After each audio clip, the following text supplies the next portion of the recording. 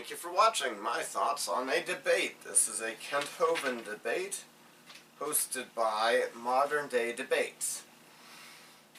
Kent Hovind was debating against a man named R.J. Downard. It started off with R.J. making the first presentation. He accused Kent Hovind of using secondary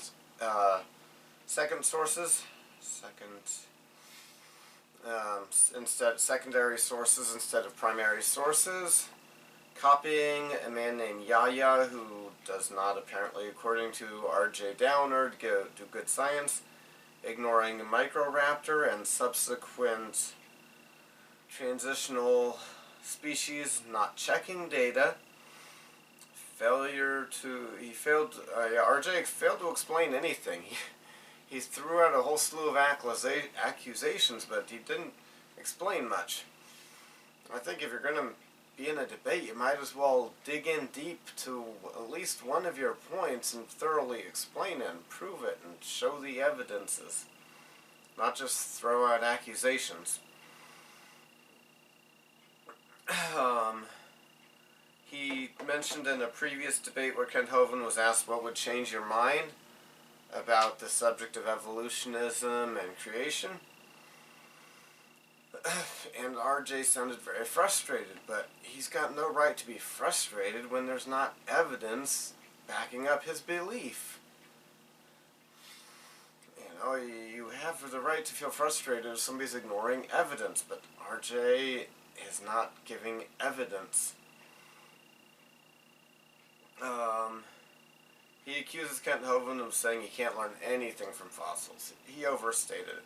Kent Hovind does believe there are some things you can learn from fossils, but Kent Hovind states and believes that there are some things you just can't learn from fossils, and some people who are telling us things about the past are doing some inferring or creative storytelling and not sticking with what's the fossils, the few things you can learn from fossils. Kent Hovind took his turn now for his opening summary. He did a good job of summarizing his young Earth creation model. He explains what you can learn from fossils, which is the thing died. There's very few things you can learn from the fossils. You might be able to learn about the nutrition of the animal from the bone structure. Even then, fossilized bones might have some minerals from the dirt, replacing the minerals that were in the bones when something was alive. But you don't learn if the fossil had children, and you definitely don't know if it had children that are different than what it was, which is required for evolutionism, or at least required if we're going to have proof of it and it not be a religious belief. Kent pointed out the sun is losing mass. If you go back billions of years, that would cause a lot of problems with the solar system and the forces of gravity or the heat from the sun, making the Earth too hot for anything to happen. Kent Hovind pointed out that RJ's real God is time. He needs there to be billions of years for his belief to happen because we don't see it happening now. And when you point that out, they say, yeah, but it takes so long. So if there is not billions of years, they lose. They don't have a leg to stand on. Then it was RJ's turn for rebuttal. Let's see, I wrote same old. Yeah, he accused Kent Hovind of the same old stuff. He accused Kent Hovind of misrepresenting his sources. He used the wording, Kent Hovind doesn't allow 100 million years. Kent Hovind has a belief, but he never proved 100 million years. You shouldn't say so-and-so doesn't allow something if what you're talking about was never proven. The claims reptile to mammal has been proven, but he never proved it. He just made the statement. But here's some reasons for us to be skeptical about that claim. Fossils usually, or always, are just the bones. Not the stomach, not the skin, not the mammary glands, not the, internal structures like egg-laying mechanisms. To really say you've proven reptile to mammal, well, the best proof would be if you make it happen now. If it really happened in the past, you could make it happen now.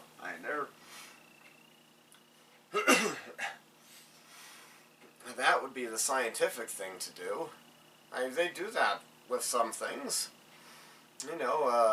Find some history documentaries. Could this or that bow go through metal?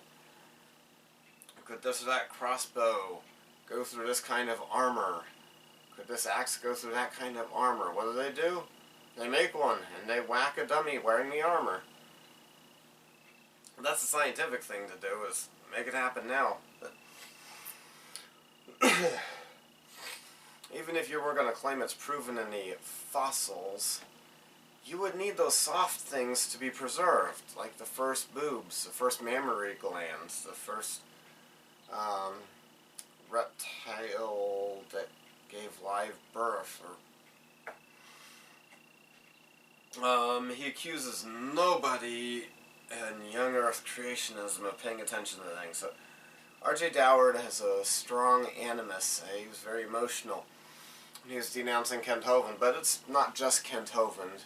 Kent Hovind's a person he was doing this debate against, and he does have a special distaste for Kent Hovind. He called him a bottom feeder.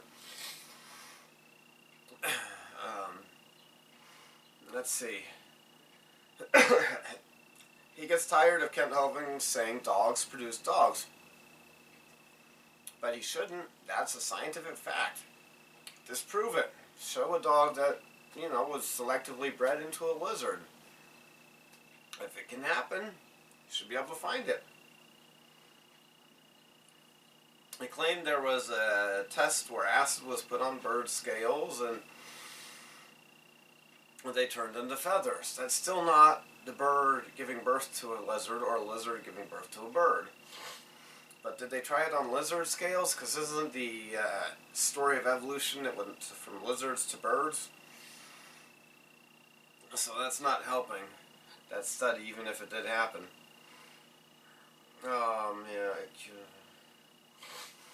He accused young Earth creationist baraminologists of being inconsistent. Alright, then it was Kent Hovind's turn. Kent Hovind corrected the lie that he said the sun expands. Kent Hovind never said the sun expands.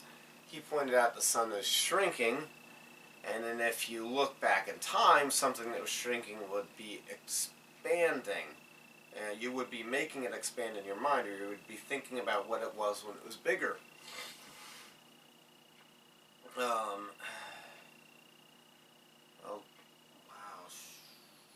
Oh yeah, Altar Boy.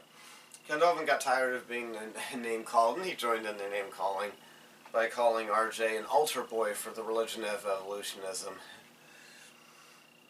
The moon, Kent Hovind talked about how the moon's getting further away, and if the Earth and the moon are billions of years old, that causes some big problems. If the Earth is some thousands of years old, then the moon wouldn't get close enough to cause catastrophic tides or to break apart because of the Roche's limit, or to collide with the Earth from the gravitational being so close that the gravitation would make them actually come together. Kent Hovind compared proving that the Earth's not billions of years old to taking a pacifier from a baby. Yeah, maybe he's got a point to it. People of the religion of evolutionism really love their old Earth, and they need it. And they do react very emotionally when you point out that there's some good evidences that the Earth can't be billions of years old. Kent Hovind pointed out what things you can learn from fossils. Yeah, Kent Hovind pointed out that RJ was being ridiculous. This one thing, maybe more things, but this one thing he pointed out. RJ is claiming that speciation does not happen that quick. Like he was it later in the debate when he talked about that. Yeah. So RJ is claiming that Kent Hovind's timeline and the flood couldn't have happened because speciation doesn't happen that fast. But he's got an even more ridiculous story of just a bunch of random chemicals spontaneously becoming the first life and then becoming everything. That's even more ridiculous than the speciation rate, which Kent believes.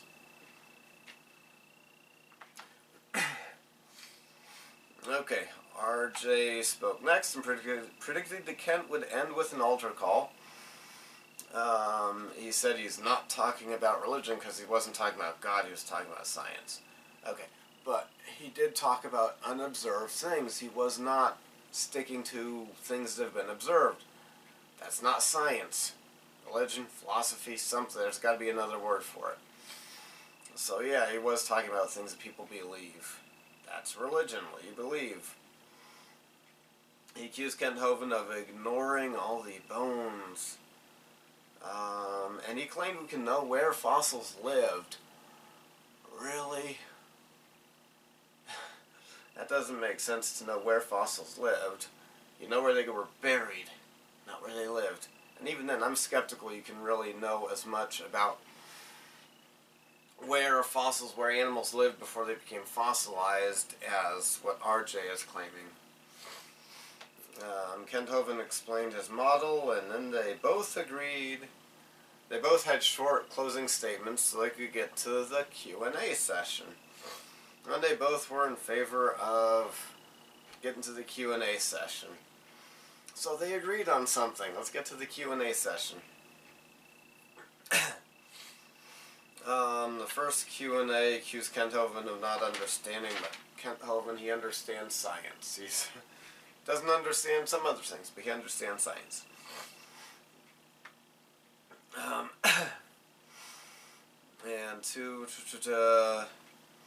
Then a questioner quoted Daniel Dennett or Michael Denton. No, I think at first they said Daniel Dennett, then they realized it was Michael Denton.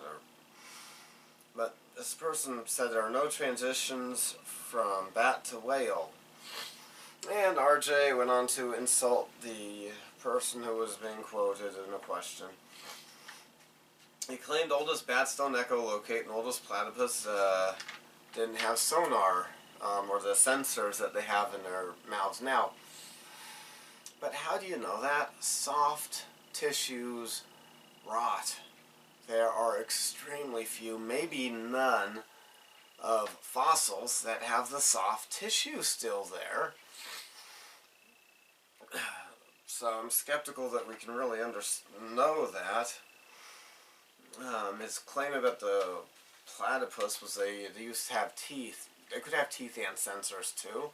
And losing teeth doesn't mean that there was, something filled in the place of the teeth. Maybe they had teeth and sensors.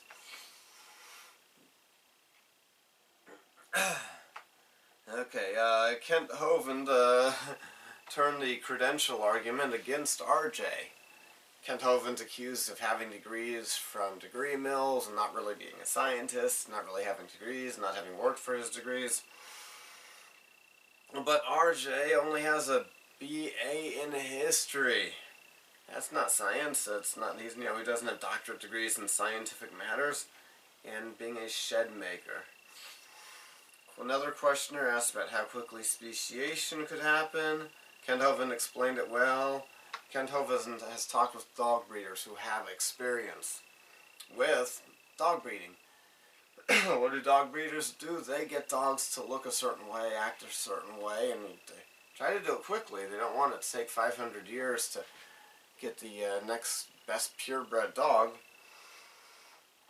And these dog breeders that Kent Hovind has talked to have promised him that if he gave them, a collection of random dogs, they could probably, in I think it was 4 generations or 100 years, something quick like that, they can get all the dogs that are in the world now, all the purebred dogs.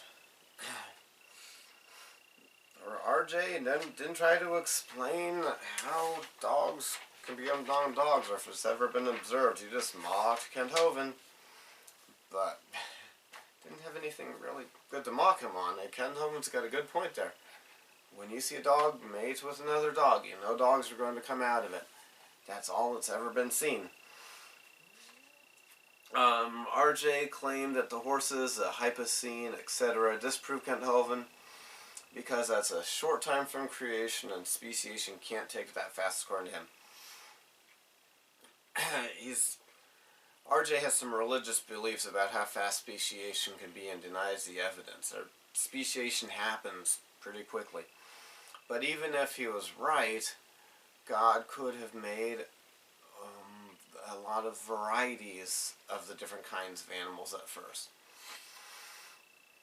Kent Hovind never claims that God at the creation made, only one horse and one deer. He might have made a variety of them. Now on the ark there only needed to be one of each kind. But God could have made the variety of horses at the start, more than one pair of horses at the start. And Kent Hovind points out there are limits that we've never seen crossed, and until somebody observes those limits being crossed, or genetic mutations creating something new, we can't call it scientific. RJ claims something about we have the almost dogs in the fossil record. Even if we do have something in the fossil record that could be described as almost dog, what if that is a deformed dog, an unsurvivable dog, and not a mutation, link between dog and something else? Another question asked, where is the evidence for that bats and sponges have a common ancestor? Good question. RJ said that was a weird question. No, RJ, you're claiming that as a scientific fact. It's a good question. Anytime anyone claims something as a scientific fact, asking for proof, asking for evidence, asking for explanation is a good idea, not weird. He said, I wrote 1 billion and then 60 million spread far like one. So he's claiming we've got billions of years and we should believe him, even though he wasn't able to explain some good proof. And he wasn't citing observations. Alright, he accused Kent Hovind of not reading technical literature. He says normal creationists, he's got a disdain for all creationists, are 900 miles from the data. And actually they do look at the data, they just don't look at the data through the lens of RJ's religious beliefs that RJ uses to come to his conclusions from the same data that everyone else is looking at. Kent Hovind pointed out there are not transitions. And sponges have always produced sponges, and bats have always produced bats, without exception. We need to see the exception, not hear a story about it.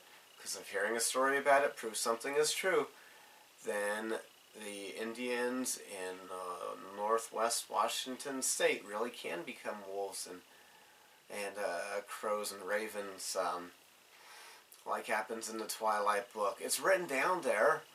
You must believe that.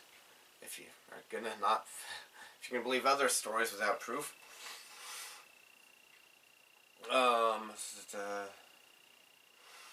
Alright, RJ had the integrity when the moderator of the debate went back to RJ for a second comment or answer to the same question to acknowledge that he already got that question. He already gave a response to that question. So, on that time, he demonstrated some integrity. Good. Another question asked Kent to demonstrate limits in genetic variation. Kent Hovind pointed out that there are millions of farmers all over the world that have never seen it. Every farmer that plants something is performing an unofficial experiment. they know what's supposed to come out, and if something different comes out, we're going to find out about it, or farmers will stop being farmers, or it would be really big news if there is a tree in the middle of a cornfield because a corn seed turned into a tree. It'll be really big news if a milk cow or a beef cow or any kind of cow gives birth to a chicken or a whale or a dog. But it hasn't happened. He pointed out there was a cow that gave the record amount of milk. It would not survive in the wild. That's an example of genetic mutations that we have observed. That would be detrimental in the wild. Remember, for evolutionism to be true, these things have to happen, the changes, without a caretaker, whether a divine, supernatural, or mortal caretaker, making sure unsurvivable half-breeds survive in the wild until the next generation, when they finally have fully formed flippers, when they finally can run, when they finally get a big enough wing to fly. But all we see are genetic mutations that make things less survivable in the wild. He's pointing out that dogs always produce dogs, and there are limits. One example is you're never going to get a dog as big as a whale. Great Danes or Mastiffs are the biggest dogs in the world. There's a usually debate about which one, whether you're going to go with shoulder height or overall poundage for how you're defining the biggest dog, because Mastiffs are wider than Great Danes. But Great Danes are smaller than whales. There's a limit there. And Kent Hovind points out, the further away from the norm or the wild version of something you get, you usually have a lot of health problems. Or it becomes less survivable in the wild. Or like plants that make more food for people, a higher sugar content in the sugar beet. Wild animals want to eat it. You got to spend more time protecting it. Or the plants that make better food for people, or when they're selectively bred to be better food or make more food than the wild version, they are more susceptible to various diseases. So Kent Hovind points, you have to believe evolution. It's not worthy to be called science because it's not things that people see. And RJ claimed we've got paleogenetics. No. Genetics, that's just more storytelling. We don't really have all that he's claiming. He never described the observation of birth, and he still wanted to make fun of Kent Hovind talking about dogs, and still didn't want to talk about dogs, but Kent Hovind's pointing out a scientific fact when he points out dogs have always produced dogs. We've never seen a dog produce a lizard, a pig, a cow. It's always dogs. Thank you for watching. You have a good day.